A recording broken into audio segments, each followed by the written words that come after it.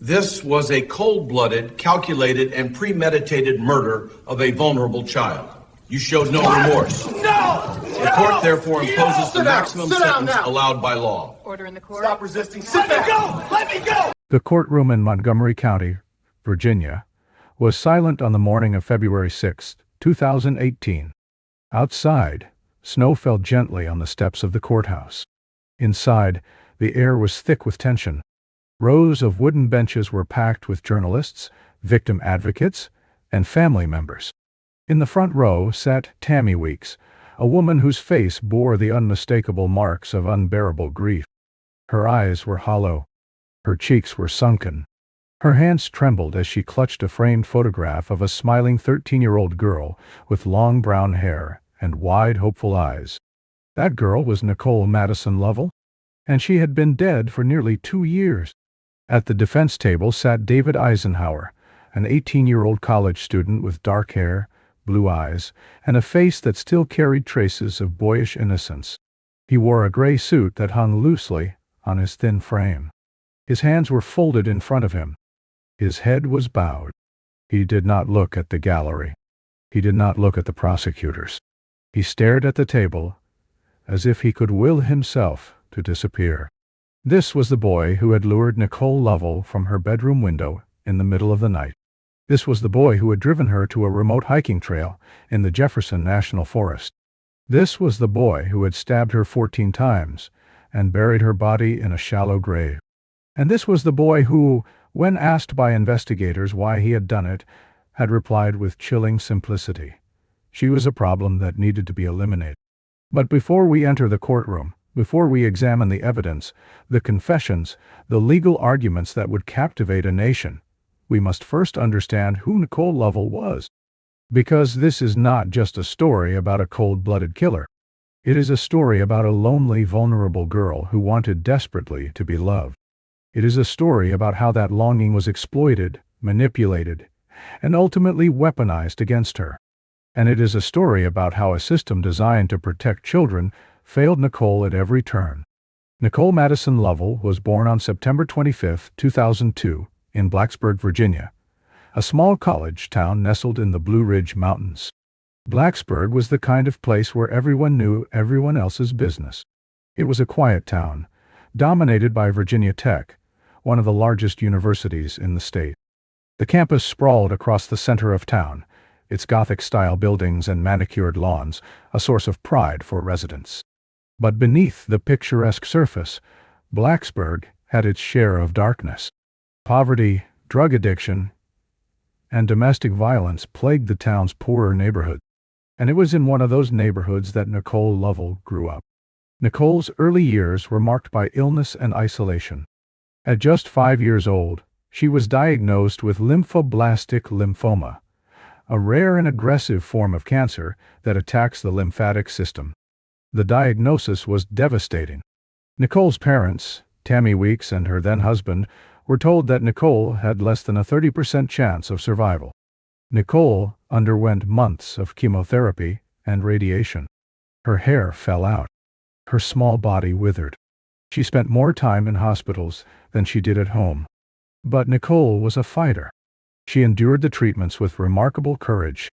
She smiled even when she was in pain. She made friends with the nurses. She decorated her hospital room with drawings and stuffed animals. And against all odds, Nicole survived. But survival came at a cost. The cancer treatments had ravaged Nicole's body. Her liver was severely damaged, and at the age of 6, Nicole underwent a liver transplant. The surgery saved her life, but it also meant that Nicole would have to take immunosuppressant drugs for the rest of her life to prevent her body from rejecting the transplanted organ. These drugs weakened Nicole's immune system, making her vulnerable to infections and illnesses that most children could easily fight off. Nicole missed months of school. She was often too sick to play with other children. She was isolated, lonely, and desperate for connection. By the time Nicole reached middle school, she was small for her age, with a round face, large brown eyes, and a shy smile. She wore thick glasses. Her clothes were often hand-me-downs or clearance rack finds from discount stores. Her family didn't have much money. Tammy worked 2 jobs to make ends meet. Nicole's father was largely absent. The family lived in a cramped 2-bedroom apartment in one of Blacksburg's poorest neighborhoods. Nicole shared a bedroom with her younger siblings. She didn't have her own space. She didn't have privacy. She didn't have much of anything except a second-hand laptop and a smartphone that Tammy had bought her for emergencies. That smartphone became Nicole's lifeline. It was her escape from the loneliness, the bullying, the isolation. Nicole spent hours every day on social media. She had accounts on Instagram, Kik, Snapchat, and Facebook.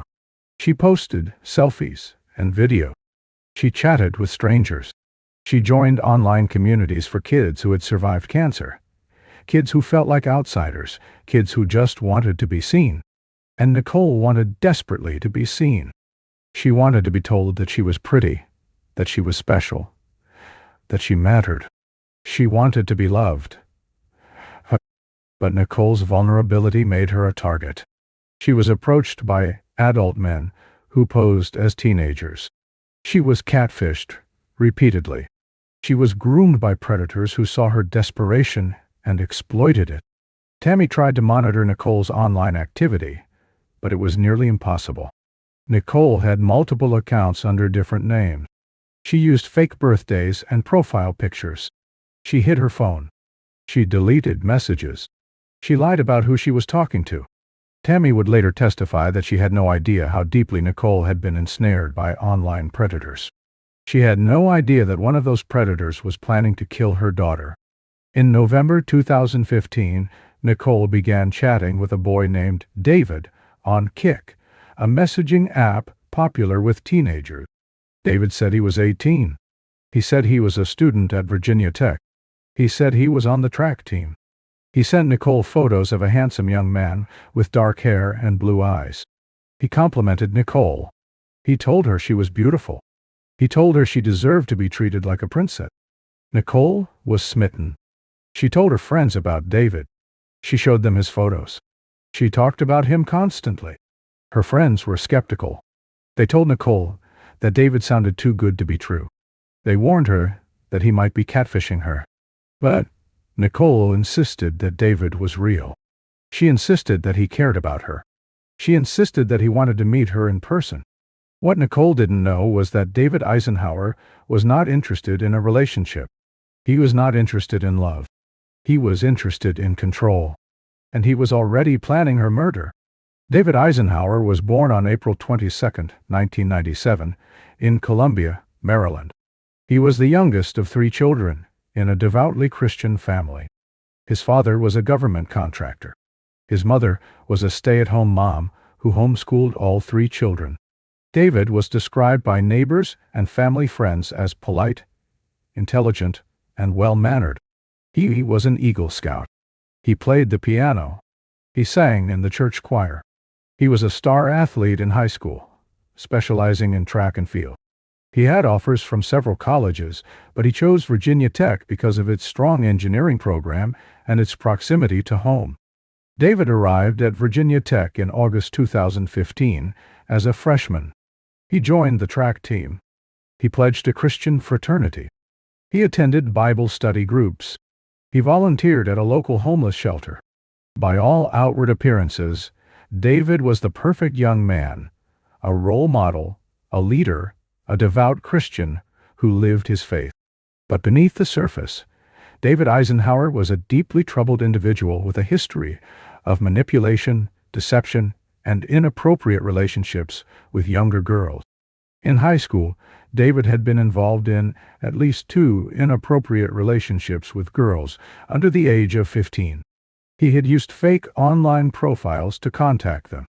He had lied about his age. He had manipulated them into sending him explicit photos. He had promised them love and then abandoned them when they became inconvenient. No charges were ever filed because the victims' families either didn't know about the relationships or chose not to report them. David graduated high school with honors and a spotless record. No one knew about his dark side. No one suspected that he was capable of murder. In November 2015, David created a fake Kik profile and began messaging Nicole Lovell. He used photos of himself, but he lied about almost everything else. He told Nicole that he was single, that he was looking for a girlfriend, that he thought she was beautiful. Nicole believed him. She responded to his messages. She sent him photos. She told him about her life, her struggles, her dreams. David listened. He sympathized. He built trust. And all the while, he was planning her murder. In mid-December 2015, David confided in his friend Natalie Keepers, a 19-year-old engineering student at Virginia Tech.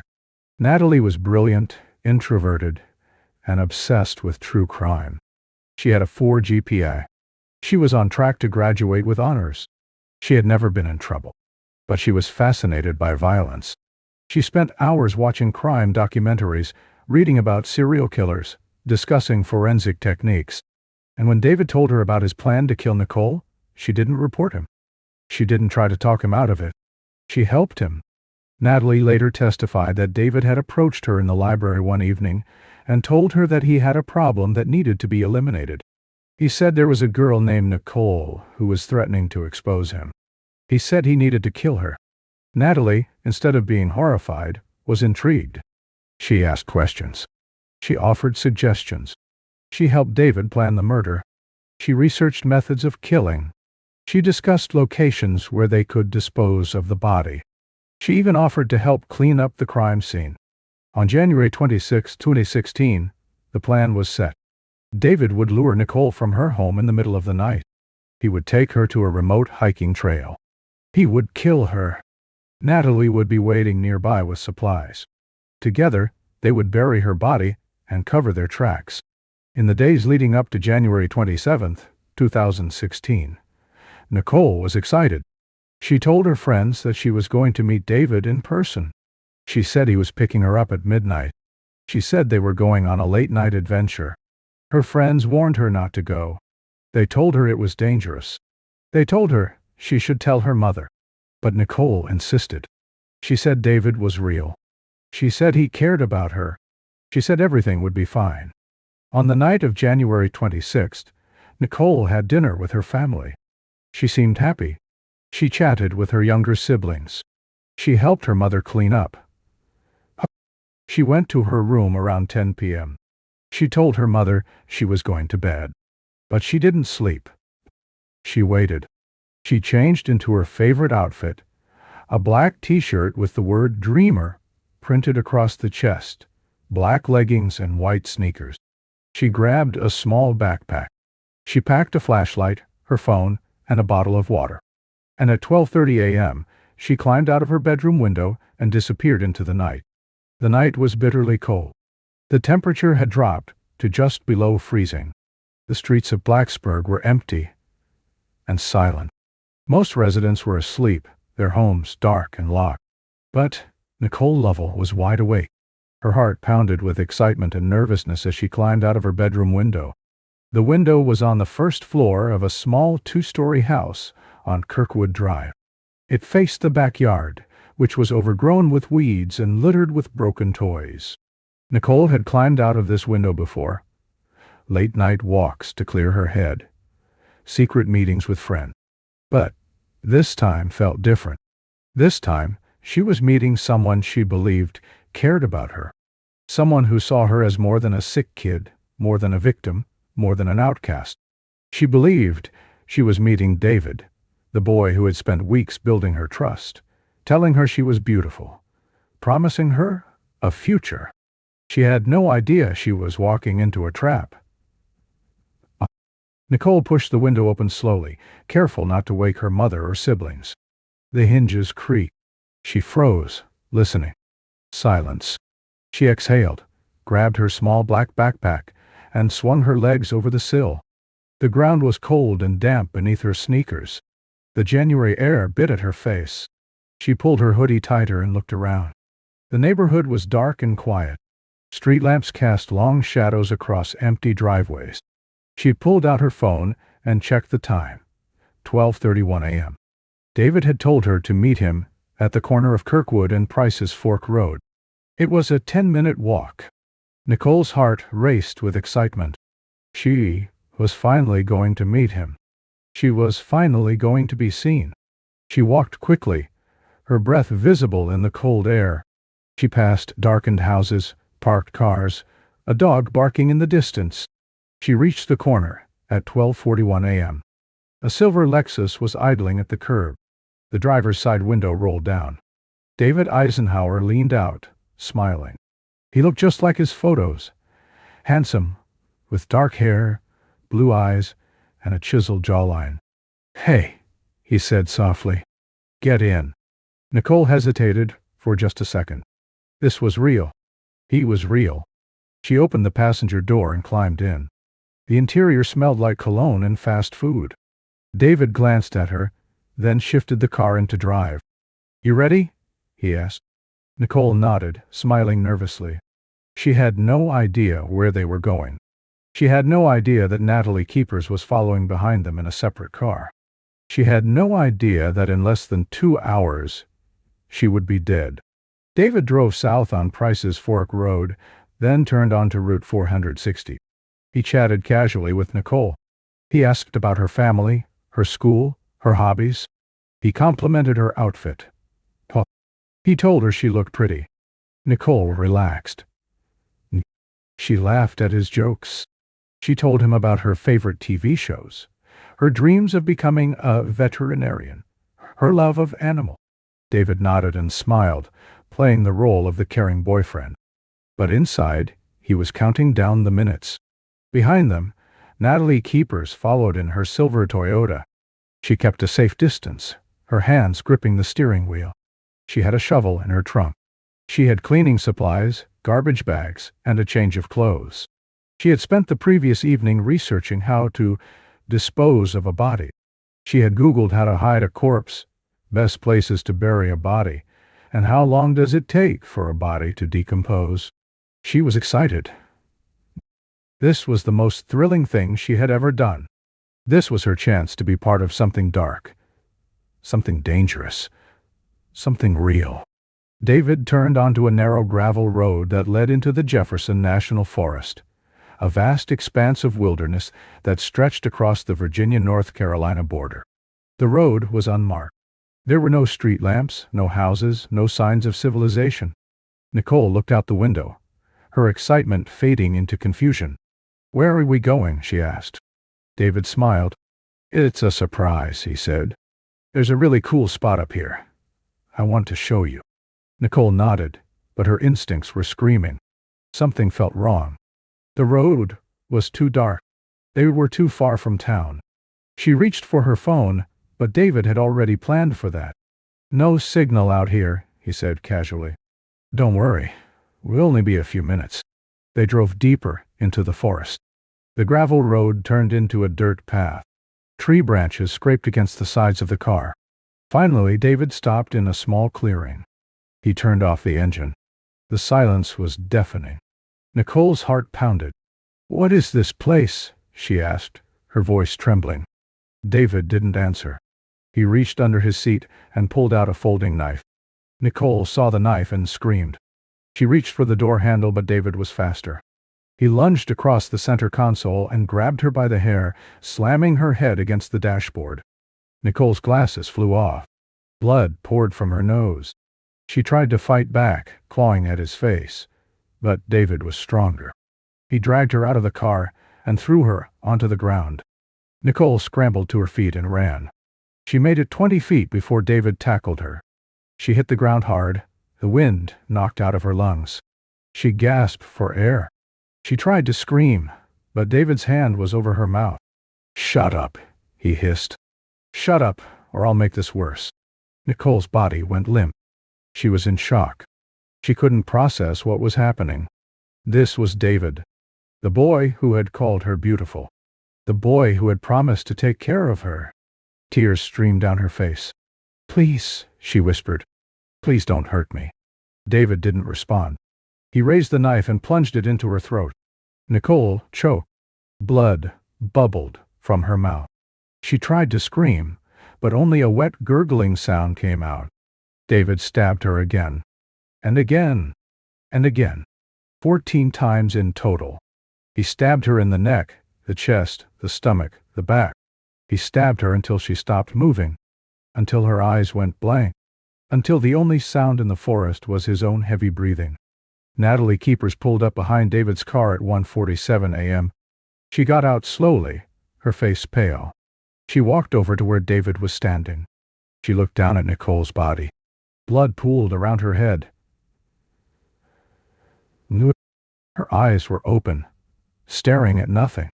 Natalie felt a strange mix of horror and exhilaration. "Is she dead?" she asked. David nodded. "Help me carry her," he said. Together, David and Natalie dragged Nicole's body deeper into the woods.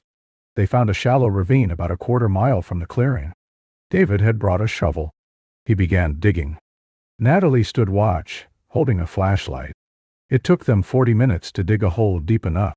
They rolled Nicole's body into it. David threw her backpack, her phone, and her glasses in after her. Then they covered her with dirt, leaves, and branches.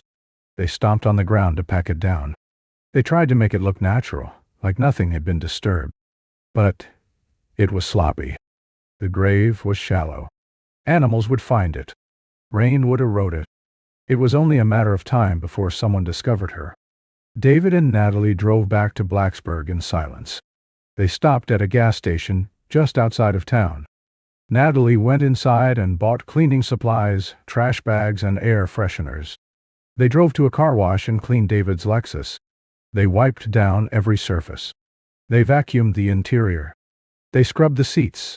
They threw away Nicole's phone, her backpack, and the murder weapon. They burned David's clothes in a fire pit behind Natalie's apartment. By 4 a.m., they were back in their dorm rooms, pretending nothing had happened. Tammy Weeks woke up at 7 a.m. on January 27, 2016, and immediately knew something was wrong. Nicole's bedroom door was open. Her bed was empty. The window was open. Tammy ran to the window and looked outside. Nicole's blanket was hanging from the sill, as if she had used it to climb down. Tammy's hands trembled as she grabbed her phone and called Nicole. Straight to voicemail. She called again. And again. Nothing. Nothing.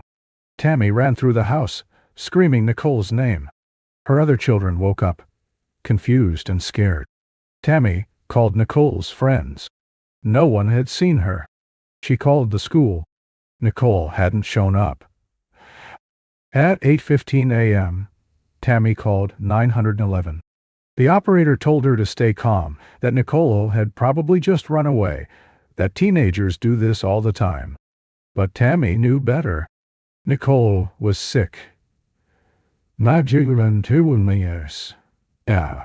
She needed her medication. She would never leave without it. Something terrible had happened. The Blacksburg Police Department received Tammy Weeks's missing person report at 8:27 a.m. on January 27, 2016. The responding officer, Sergeant Mike Moore, arrived at the Lovell home within 15 minutes. He was a veteran cop with over 20 years of experience. He had seen dozens of runaway cases. Most of them ended with the teenager coming home within 24 hours, embarrassed but unharmed. But as Sergeant Moore interviewed Tammy and examined Nicole's bedroom, he realized this case was different. The open window, the blanket hanging from the sill, the fact that Nicole had left behind her medication she needed to survive. This was not a typical runaway. This was a potential abduction. Sergeant Moore called for backup. Within an hour, a full-scale search was underway. Officers canvassed the neighborhood, knocking on doors, asking residents if they had seen or heard anything unusual the night before. No one had. The street had been quiet. No one had seen Nicole leave. No one had seen a car pick her up. It was as if she had simply vanished into thin air. Detectives reviewed security footage from nearby businesses. They found nothing. The cameras didn't cover Kirkwood Drive. There was no visual evidence of Nicole leaving or being picked up. But Tammy provided detectives with a crucial lead. She told them that Nicole had been chatting with a boy named David on Kik. She showed them screenshots of their conversations. The messages were flirtatious. David had promised to pick Nicole up at midnight. Tammy provided detectives with Nicole's phone number, her social media accounts, and the name of her school. Detectives immediately requested a warrant to access Nicole's online accounts. They also requested cell phone records for both Nicole and David. By noon, they had David's full name: David Eisenhauer, an 18-year-old freshman at Virginia Tech. Detectives drove to the Virginia Tech campus to locate David. They found him in his dorm room at 1:30 p.m. on day. He was sitting on his bed, playing video games. He seemed calm, almost bored. When detectives knocked on his door and identified themselves, David opened the door without hesitation. "Can I help you?" he asked politely. Detectives explained that they were investigating the disappearance of Nicole Lovell. They asked David if he knew her. David nodded. "Yeah, I met her online," he said casually. "We were supposed to hang out last night, but she never showed up." Detectives asked if they could search his car. David agreed. He handed over his keys. "I have nothing to hide," he said. That was a lie. David's silver Lexus was parked in the campus lot. Detectives opened the trunk and immediately noticed fresh scratches on the interior. There were dirt stains on the back seat. The car smelled like bleach. Forensic technicians arrived and began processing the vehicle. They found traces of blood on the passenger seat. They found soil samples that didn't match the soil in Blacksburg. They found Nicole's DNA on the door handle. David's alibi was falling apart. Detectives brought David back to the police station for further questioning. David remained calm. He insisted that he had no idea where Nicole was. He said he had been in his dorm room all night. He said he had witnesses who could vouch for him. But when detectives checked with his roommate, the roommate said David had left the dorm around midnight and hadn't returned until 4 a.m. David's story was unraveling. Meanwhile, detectives were also investigating Natalie Keepers. Her name had come up repeatedly during interviews with David's friends. Multiple students said that Natalie and David had been spending a lot of time together in the weeks leading up to Nicole's disappearance. One witness, a girl named Emily, said that Natalie had joked about helping David get rid of a problem. Emily didn't think much of it at the time. She thought Natalie was being edgy, trying to sound tough. But now, in the context of Nicole's disappearance, the comment took on a sinister meaning. Detectives obtained a warrant to access Natalie's phone records and internet search history. What they found was shocking. In the weeks leading up to Nicole's disappearance, Natalie had Googled dozens of search terms related to murder and body disposal. She had searched how to hide a corpse, best places to bury a body, how long does it take for a body to decompose, how to clean blood out of a car, and can police trace a burner phone. She had also searched for information about the Jefferson National Forest, including maps, hiking trails, and areas that were rarely visited by the public. Natalie's search history painted a clear picture. She had been helping David plan Nicole's murder. On January 29, 2016, detectives brought Natalie Keepers in for questioning. Natalie was a terrible liar. She fidgeted. She avoided eye contact. She contradicted herself multiple times. When detectives confronted her with evidence, phone records showing she had been in contact with David the night Nicole disappeared, GPS data showing her car had been in the same area as David's, her internet search history, she broke down. "I didn't kill her," Natalie sobbed. "David did. I just helped him clean up." Detectives pressed Natalie for details. What did she mean by clean up? Natalie hesitated. Then, slowly, she began to tell the full story. Natalie admitted that David had told her in mid-December 2015 that he wanted to kill Nicole. Days turned into weeks. Weeks turned into months. Tammy's hope began to fade. She knew, deep down, that Nicole was dead. But she couldn't accept it. She couldn't give up. She continued to search. She continued to plead. She continued to pray. And then, on April 2, 2016, more than 2 months after Nicole's disappearance, a group of hikers stumbled upon a shallow grave in a ravine near the North Carolina state line. They noticed disturbed soil, a strange odor, and what appeared to be clothing partially exposed beneath the dirt. They immediately called police. Forensic teams arrived and began excavating the site. Within hours, they confirmed what everyone feared. It was Nicole Lovell. Nicole's body was badly decomposed. Animals had disturbed the grave. Her remains were skeletal in some places, mummified in others. But enough soft tissue remained for forensic pathologists to determine the cause of death. Nicole had been stabbed 14 times. The wounds were concentrated in her neck, chest, and abdomen. She had bled to death. Her clothing, a black t-shirt with the word Dreamer printed across the chest and black leggings, was still intact. Her phone and glasses were buried with her.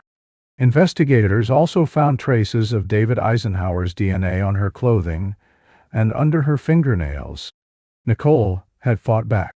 Tammy Weeks was notified of the discovery that evening. She collapsed when she heard the news. For 2 months, she had held on to hope that Nicole was alive, that she had run away, that she would come home. Now, that hope was gone. Her daughter was dead, murdered, buried in a shallow grave like trash. Tammy's grief was unbearable. She couldn't eat. She couldn't sleep. She could barely speak. All she could do was cry. The discovery of Nicole Lovell's body on April 2, 2016, transformed the case from a missing person investigation into a homicide prosecution. The evidence against David Eisenhauer and Natalie Keepers was overwhelming. DNA analysis confirmed that Nicole's blood had been found in David's car. Soil samples from David's car matched the soil at the burial site. David's fingerprints were found on the shovel used to dig the grave. Cell phone records placed both David and Natalie at the crime scene at the time of the murder. Text messages between David and Natalie in the days leading up to the murder showed they had discussed eliminating a problem and hiding evidence. Natalie had even Googled how to dispose of a body on her laptop. But the most damning evidence was Natalie's own confession. And that confession would become the centerpiece of the prosecution's case. Natalie Keepers' confession was recorded on video on January 29, 2016. Just 2 days after Nicole's disappearance and 3 months before her body was discovered. The confession lasted over 3 hours. It was played in court during both David's and Natalie's trials, and it remains one of the most disturbing pieces of evidence in modern Virginia criminal history. Natalie spoke in a flat, emotionless tone, as if she were describing a science experiment rather than a brutal murder. She showed no remorse. She showed no empathy.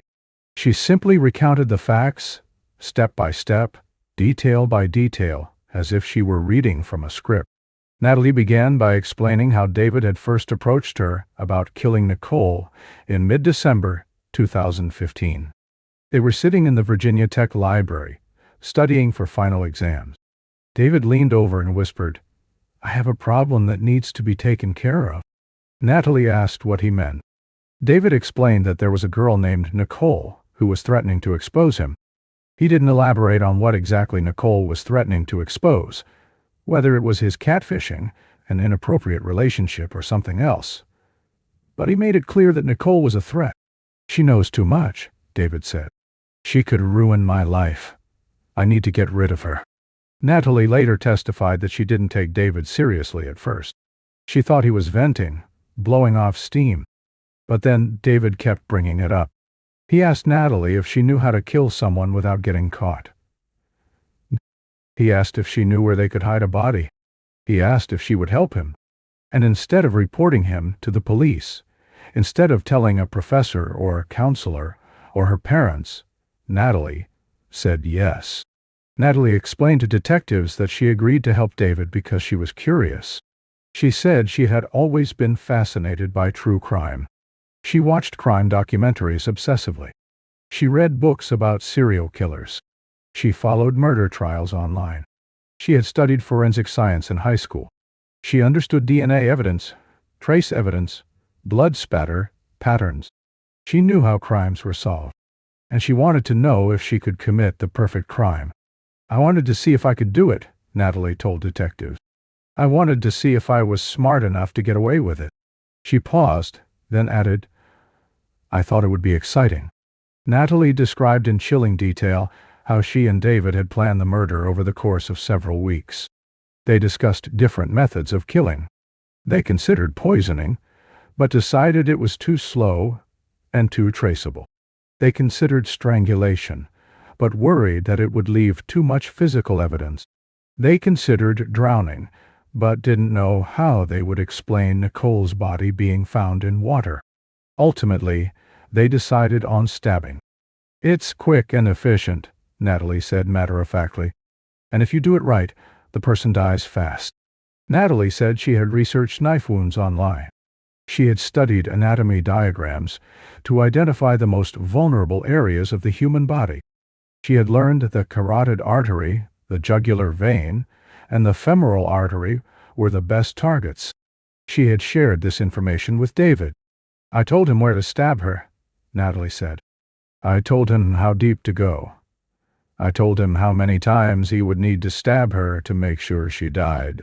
Natalie also described how she and David had scouted locations for the murder. They had driven to the Jefferson National Forest several times in the weeks leading up to January 27. They had hiked remote trails. They had looked for areas that were far from roads, far from houses, far from other hikers. They had identified a clearing off a dirt road that was rarely used. It was perfect, isolated, dark, quiet. No one would hear her scream, Natalie said. No one would find her body for months. Natalie admitted that she had helped David purchase supplies. She had bought the shovel at a hardware store. She had paid in cash so there would be no credit card record. She had bought garbage bags, bleach, and cleaning supplies at a different store. She had also bought gloves, duct tape, and zip ties, though they ultimately decided not to use them. "We wanted to keep it simple," Natalie said. "The more complicated the plan, the more likely something would go wrong." On the night of January 26, 2016, Natalie and David finalized their plan. They agreed that David would pick up Nicole at midnight. He would drive her to the clearing in the Jefferson National Forest. He would kill her. Natalie would follow in her own car with the supplies. After Nicole was dead, they would bury her body together. Then they would clean David's car, dispose of the evidence, and return to campus. "It was like a military operation," Natalie said. "Everything was planned down to the minute." Natalie said she felt nervous but also excited as she waited in her car on the night of January 27. She parked about 100 yards away from the clearing where David had taken Nicole. She sat in the dark, listening to music on her phone, waiting for David to text her. At 1:47 a.m., her phone buzzed. The message from David said one word: "Done." Natalie drove to the clearing and got out of her car. She walked over to where David was standing. She looked down at Nicole's body. Blood pooled around her head and chest. Her eyes were open, staring blankly at the sky. Her mouth was slightly open, as if she had been trying to speak. Natalie felt a strange mix of emotions. "I was scared," she told detectives. "But I was also fascinated. I had never seen a dead body before. I had never seen that much blood. It was surreal. Like watching a movie." Natalie admitted that she had taken a moment to examine Nicole's wounds. She counted them. 14 stab wounds. Most of them were in the neck and chest. A few were in the abdomen and back. "David did a good job," Natalie said. "It was efficient. She probably died in less than a minute." Natalie described how she and David had dragged Nicole's body deeper into the woods. It was harder than they expected. Nicole's body was heavier than it looked. They had to stop several times to catch their breath. Natalie said David got frustrated with her. He yelled at her to move faster. He said they were wasting time. Finally, they reached a shallow ravine. David began digging with the shovel. Natalie held a flashlight. It took about 40 minutes to dig a hole that was roughly 3 feet deep and 6 feet long. They rolled Nicole's body into the grave. David threw in her backpack, her phone, and her glasses. Natalie threw in the gloves she had been wearing. Then they covered the body with dirt, leaves, and branches. They stomped on the ground to pack it down. They tried to make it look natural. But even in the dark, Natalie could tell it was a sloppy job. "I knew someone would find her eventually," Natalie said. "But I thought it would take at least 6 months, maybe a year." After burying Nicole, Natalie and David drove back to Blacksburg. Natalie said they stopped at a gas station just outside of town. She went inside and bought cleaning supplies, air fresheners, and trash bags. They drove to a 24-hour car wash and spent over an hour scrubbing David's Lexus. They wiped down every surface. They vacuumed the interior. They scrubbed the seats with bleach. Natalie said she threw away the trash bags containing Nicole's phone, her backpack, and the murder weapon in a dumpster behind a shopping center. David burned his clothes in a fire pit behind Natalie's apartment building. By 4 a.m., they were back in their dorm rooms. Natalie said she took a shower, changed into clean clothes, and went to bed. "I slept fine," she told detectives. "I didn't have nightmares. I didn't feel guilty. I just felt nothing." Detectives asked Natalie why she had agreed to help David murder an innocent 13-year-old girl. Natalie paused for a long time before answering. "I don't know," she said finally. "I guess I just wanted to see what it was like. I wanted to know if I could do it. And I did." She paused again, then added, "I don't really feel bad about it. I know I'm supposed to. But I don't. I feel empty." That statement would haunt the courtroom. Prosecutors would later use it to argue that Natalie was not a manipulated victim. She was a willing, enthusiastic participant in a premeditated murder. She was a cold-blooded killer who had helped plan, execute, and cover up the brutal murder of a vulnerable child. And she deserved to spend the rest of her life in prison. David Eisenhauer, unlike Natalie, remained silent. From the moment of his arrest on January 30, 2016, David invoked his Fifth Amendment right to remain silent. He did not speak to detectives. He did not speak to prosecutors. He did not testify at his own trial. His silence was strategic. His defense attorneys later argued that David had invoked his right to remain silent because he knew anything he said could be used against him. They argued that the prosecution's case was based entirely on Natalie's confession, which they claimed was unreliable and self-serving. They argued that Natalie had fabricated her story to shift blame away from herself. They suggested that Natalie, not David, had been the one who killed Nicole. But the defense offered no evidence to support this theory, and the jury didn't buy it.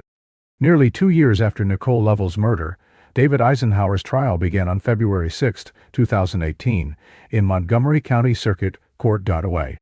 The trial was held in a small wood-paneled courtroom that had been built in the 1950s. The room was packed to capacity. Journalists filled 3 rows on the left side. Victim advocates and members of Nicole's family sat on the right. Tammy Weeks sat in the front row, directly behind the prosecution table. She wore a button with Nicole's face on it. She clutched a framed photograph of Nicole in her lap. Her eyes were red and swollen from crying. Her hands trembled. She stared at David Eisenhower with an expression of pure hatred. David, dressed in a gray suit, kept his eyes down. He didn't look at Tammy. He didn't look at the jury. He stared at the defense table as if he could will himself invisible. The trial was expected to last 2 weeks, but it ended in just 5 days. The prosecution's case was methodical, thorough, and devastating. Commonwealth's attorney, Mary Pettit, a veteran prosecutor with over 20 years of experience, presented a mountain of evidence. She began by calling Tammy Weeks to the stand. Tammy testified about Nicole's childhood, her medical struggles, her vulnerability. She described how Nicole had been bullied at school, how she had been desperate for connection, how she had been lured by David's lies. Tammy broke down multiple times on the stand. At one point, she had to be excused so she could compose herself. The jury watched in silence. Several jurors wiped away tears. Pettit then called a series of forensic experts to the stand. A DNA analyst testified that Nicole's blood had been found in David's car. The analyst explained that the blood had been found on the passenger seat, the door handle, and the floor mat. The analyst also testified that David's DNA had been found on Nicole's clothing and under her fingernail. This indicates that there was physical contact between the victim and the defendant, the analyst said. It also indicates that the victim fought back. A soil expert testified that soil samples from David's car matched the soil at the burial site. The expert explained that the soil from the Jefferson National Forest had a unique composition, a mixture of clay, sand, and organic matter that was distinct from the soil in Blacksburg. The soil in the defendant's car came from the area where the victim's body was found, the expert said. There is no doubt about it. A cell phone analyst testified that David's phone had pinged off cell towers near the Jefferson National Forest at the time of the murder. The analyst presented maps and charts showing David's movements on the night of January 27, 2016. The data showed that David had picked up Nicole in Blacksburg at approximately 12:41 a.m. He had driven south on Route 460. He had turned onto a gravel road leading into the Jefferson National Forest at approximately 1:15 a.m. His phone had remained in that area until approximately 2:30 a.m. The analyst also testified that David's phone had pinged off a cell tower near a 24-hour car wash at approximately 3:15 a.m. The cell phone data corroborates the timeline described by Natalie Keepers, the analyst said. It shows that the defendant was at the crime scene at the time of the murder. A forensic pathologist testified about Nicole's injuries. The pathologist had performed Nicole's autopsy in April 2016 after her body was discovered. The pathologist described each of Nicole's 14 stab wounds in graphic detail. Most of the wounds were concentrated in the neck and chest. Several had penetrated vital organs. The pathologist explained that Nicole had been stabbed in the carotid artery, the jugular vein, and the subclavian artery. She had also been stabbed in the heart and lungs. The victim would have lost a massive amount of blood very quickly, the pathologist testified. She would have lost consciousness within 30 to 60 seconds. She would have died within 2 to 3 minutes. The pathologist also testified that Nicole's wounds were consistent with a frenzied, violent attack. This was not an accident, the pathologist said. This was intentional. This was brutal. This was murder. But the most damning evidence came from Natalie Keepers herself. Pettit played Natalie's 3-hour videotaped confession in its entirety. The jury watched in stunned silence as Natalie described in chilling detail how she and David had planned Nicole's murder, how David had lured Nicole from her home, how he had stabbed her 14 times, and how they had buried her body in a shallow grave. Natalie's flat, emotionless tone made her testimony even more disturbing. She showed no remorse. She showed no empathy. She simply recounted the facts, step by step, detail by detail. One juror later said that listening to Natalie's confession was like listening to someone describe a science experiment. Another juror said, "I couldn't believe what I was hearing. I couldn't believe that 2 college students could be so cold, so calculating, so evil." After the prosecution rested its case, the defense called no witnesses. David's attorneys, public defenders Jonathan Kurtz and Deborah Wyatt, argued that the prosecution's case was based entirely on Natalie's confession, which they claimed was unreliable. They argued that Natalie had lied about David's involvement to minimize her own culpability. They suggested that Natalie, not David, had been the one who killed Nicole. They argued that Natalie had a history of lying, that she had changed her story multiple times during the interrogation, that she had a motive to shift blame away from herself. But the defense offered no evidence to support these claims. They simply asked the jury to disbelieve Natalie's confession and the mountain of physical evidence that corroborated it. It was a weak defense, and the jury saw through it. The jury deliberated for less than 4 hours. On February 8, 2018, they returned a verdict: guilty on all counts. David Eisenhauer was convicted of first-degree murder, kidnapping, and concealing a body. Tammy Weeks sobbed when she heard the verdict. She stood up and shouted, "Thank you! Thank you!" She hugged the prosecutors. She hugged the victim advocates. She collapsed into her seat, overcome with emotion. David Eisenhauer showed no reaction. He sat stone-faced, staring at the table. His attorneys patted him on the shoulder. The judge scheduled sentencing for 6 weeks later. Natalie Keepers' trial began on September 17, 2018, 7 months after David's conviction. Natalie's trial was shorter than David's. The evidence was largely the same. The prosecution played Natalie's videotaped confession. They called forensic experts. They presented cell phone records and GPS data. But Natalie's defense team took a different approach. Natalie's attorneys, led by public defender Don Butarak, argued that Natalie had not participated in the actual killing. They argued that Natalie had been manipulated by David. They argued that Natalie had been coerced into helping him. They argued that Natalie deserved leniency because she had cooperated with law enforcement. They painted Natalie as a naive, socially awkward young woman who had been taken advantage of by a manipulative predator. But the prosecution countered that Natalie had not been coerced. She had been excited. She had been fascinated. She had been an active, willing participant in a premeditated murder.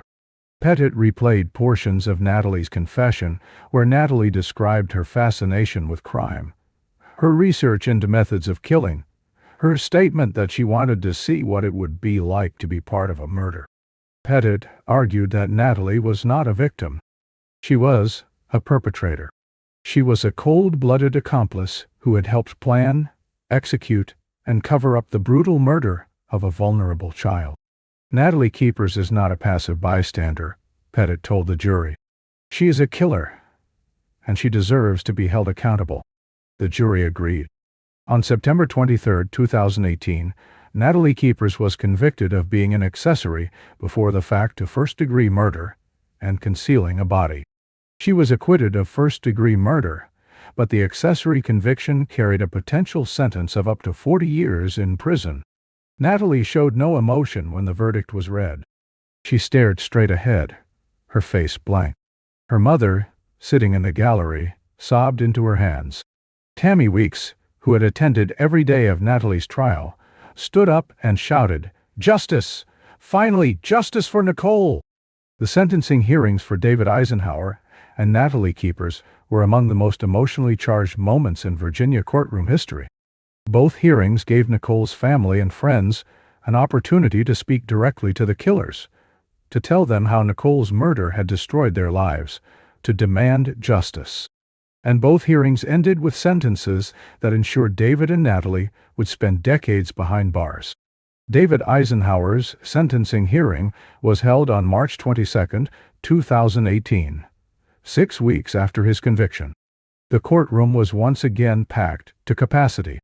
Tammy Weeks sat in the front row, flanked by victim advocates and family members. She had prepared a victim impact statement. She had spent weeks writing it, rewriting it, rehearsing it. She wanted to make sure that David understood the full extent of what he had done. She wanted to make sure that he understood that he had not just killed Nicole. He had destroyed an entire family. When it was Tammy's turn to speak, she stood up slowly. Her hands trembled. Her voice shook. But her words were clear and powerful. "David Eisenhower, you are a monster," Tammy began. "You are a predator. You targeted my daughter because she was vulnerable. You targeted her because she was lonely. You targeted her because she wanted to be loved. And you used that against her. You lied to her. You manipulated her. You lured her from her home in the middle of the night. And then you buried her body in a shallow grave like she was garbage. You took her away from me. Tammy paused, wiping tears from her eyes. "Nicole was not a problem," she continued. "Nicole was a beautiful, loving, innocent child. She survived cancer. She survived a liver transplant. She survived bullying and isolation and pain. She was a fighter. She was a survivor. And you took her life. You stole her future. She will never graduate from high school. She will never go to college. She will never fall in love. She will never have children. She will never grow old. You took all of that away from her. And you took it away from me. I will never hold my daughter again. I will never hear her laugh again. I will never see her smile again. You destroyed my family. You destroyed my life. And I will never forgive you. I hope you rot in prison for the rest of your life. I hope you suffer every single day. I hope you think about what you did. I hope Nicole's face haunts you. I hope you never know peace. Not sure." By the time Tammy finished, nearly everyone in the courtroom was crying. The judge, the prosecutors, the victim advocates, the journalists, all had tears streaming down their faces. David Eisenhauer sat motionless, his face blank. He didn't look at Tammy. He didn't react. He simply stared at the table. After Tammy spoke, several of Nicole's friends and family members also gave victim impact statements. Nicole's younger sister, who was only 10 years old, read a letter she had written. "I miss my big sister," she said, her voice barely above a whisper. "I miss her so much. She was my best friend. She protected me. She took care of me. And now she's gone. I don't understand why someone would hurt her. I don't understand why someone would take her away from us. I just want her back." When it was time for sentencing, the judge addressed David directly. "Mr. Eisenhauer, you have been convicted of one of the most cold-blooded, calculated, and heinous crimes I have ever seen in my career," the judge said. "You preyed on a vulnerable child. You manipulated her. You lured her to her death, and you showed no remorse. The evidence in this case is overwhelming. The jury heard your co-defendant describe in detail how you planned this murder, how you executed it, how you covered it up. The forensic evidence corroborates every aspect of her testimony." The judge sentenced David Eisenhauer to life in prison without the possibility of parole for 50 years. David would not be eligible for parole until 2066, when he would be 70 years old. The courtroom erupted in applause. Tammy Weeks stood up and shouted, "Thank you. Thank you, Your Honor." David was led out of the courtroom in handcuffs. He never looked back. Natalie Keepers' sentencing hearing was held on January 18, 2019, nearly 3 years after Nicole's murder. Like David's sentencing, Natalie's hearing was emotionally charged. Tammy Weeks again gave a victim impact statement. This time, her anger was focused on Natalie. "Natalie Keepers, you are just as guilty as David Eisenhauer," Tammy said. "You helped him plan my daughter's murder. You researched how to kill her. You drove to the crime scene with supplies. You helped bury her body. You helped cover up the crime. And you did all of this because you were curious? Because you wanted to see what it was like to be part of a murder? My daughter's life was not an experiment. She was a human being. She was a child. She deserved to live, and you took that away from her. Natalie's defense team asked for leniency. They argued that Natalie had cooperated with law enforcement. They argued that Natalie had not wielded the knife. They argued that Natalie had been manipulated by David. But the judge was unmoved. "Miss Keepers, you were not a passive bystander," the judge said. "You were an active participant in this murder. You researched how to kill. You planned the disposal of the body. You helped cover up the crime. You told investigators that you agreed to help David because you wanted to see what it would be like to be part of a murder. That statement reveals the truth about who you are. You are not a victim. You are a perpetrator. You are a cold-blooded victim. You are a perpetrator." The judge sentenced Natalie Keepers to 40 years in prison. She would be eligible for parole in 2052, when she would be 53 years old. Natalie showed no emotion when the sentence was announced. She was led out of the courtroom in handcuffs. Tammy Weeks watched her go, tears streaming down her face. In the years since Nicole's murder, Tammy Weeks has dedicated her life to child safety and online predator awareness. She has spoken at schools, conferences, and legislative hearings. She has shared Nicole's story with thousands of people. She has warned parents about the dangers of social media. She has urged lawmakers to pass stronger laws to protect children from online predators. And her efforts have made a difference. In 2017, Virginia passed Nicole's Law, a state law that requires schools to report missing students to law enforcement within 2 hours. The law was designed to prevent what happened to Nicole, a child disappearing in the middle of the night and no one noticing for hours. Nicole's Law has been praised by child safety advocates and law enforcement officials. It has been credited with helping to locate missing children more quickly and with saving lives. Tammy has also worked with national organizations to promote Internet safety education. She has partnered with the National Center for Missing and Exploited Children, the Polyclass Foundation, and other advocacy groups. She has helped develop educational materials for parents and children about the dangers of online predators. She has appeared on national news programs, including NBC's Dateline and ABC's 2020, to share Nicole's story.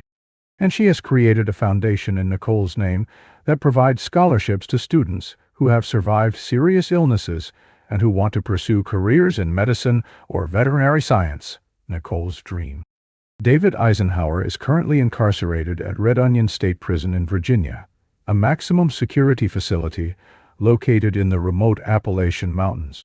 Red Onion is one of the most notorious prisons in the state, known for housing the most violent and dangerous offenders. David is serving his sentence in general population. He will not be eligible for parole until 2066, when he will be 70 years old. He has filed multiple appeals, all of which have been denied. In his appeals, David has argued that his trial was unfair, that Natalie's confession was unreliable, and that he deserves a new trial. But the courts have consistently rejected his arguments. David spends most of his time in his cell. He does not participate in prison program. He does not receive visitors. He keeps to himself. According to prison officials, David has shown no remorse for his crime. He has never apologized to Nicole's family. He has never taken responsibility for what he did. Natalie Keepers is incarcerated at Fluvanna Correctional Center for Women in Virginia, a medium security facility located in central Virginia. Natalie is serving her sentence in general population. She will be eligible for parole in 2052, when she will be 53 years old. Unlike David, Natalie has participated in prison programs. She has taken college courses. She has worked in the prison library. She has attended counseling sessions. And she has written letters to Nicole's family expressing remorse. But those letters have been returned unopened. Tammy Weeks has said publicly that she will never forgive Natalie. "She helped murder my daughter," Tammy said in an interview. "She can say she's sorry all she wants. But sorry doesn't bring Nicole back. Sorry doesn't undo what she did. I will never forgive her. I will never forgive her. I will never forget what she did. And I will make sure that everyone knows what she did." Nicole Lovell's murder had a profound impact on the Blacksburg community and on Virginia as a whole. It sparked conversations about online safety, about the dangers of social media, about the vulnerability of children. It led to changes in school policies, in law enforcement protocols, and in state laws. And it served as a tragic reminder that predators can hide behind screens, that they can manipulate vulnerable children, and that parents and educators must be vigilant. Nicole's story has been featured in dozens of true crime documentaries, podcasts, and news programs. It has been studied by criminologists, psychologists, and legal scholars. And it has been used as a case study in schools and universities to teach students about Internet safety, about recognizing the signs of grooming, and about the importance of reporting suspicious behavior. But perhaps the most important legacy of Nicole's story is the impact it has had on other families. Tammy Weeks has received thousands of messages from parents who have said that Nicole's story opened their eyes to the dangers their own children face online. She has heard from parents who have installed monitoring software on their children's devices, who have had difficult conversations with their children about online predators, who have reported suspicious behavior to law enforcement. And she has heard from survivors of online grooming who have said that Nicole's story gave them the courage to come forward, to report their abusers, to seek help. Nicole's death was a tragedy, Tammy said in a recent interview. But if her story can save even one child, if it can prevent even one family from going through what we went through, then maybe her death will not have been in vain. That's what keeps me going. That's what gives me hope. Nicole Madison Lovell was just 13 years old when she was murdered. She was a survivor. She was a fighter. She was a dreamer. She wanted to be loved. She wanted to be seen. She wanted to matter. And she did matter. She mattered to her family. She mattered to her friends. She mattered to her community. And her legacy will continue to matter for generations to come. Rest in peace, Nicole. You are not forgotten.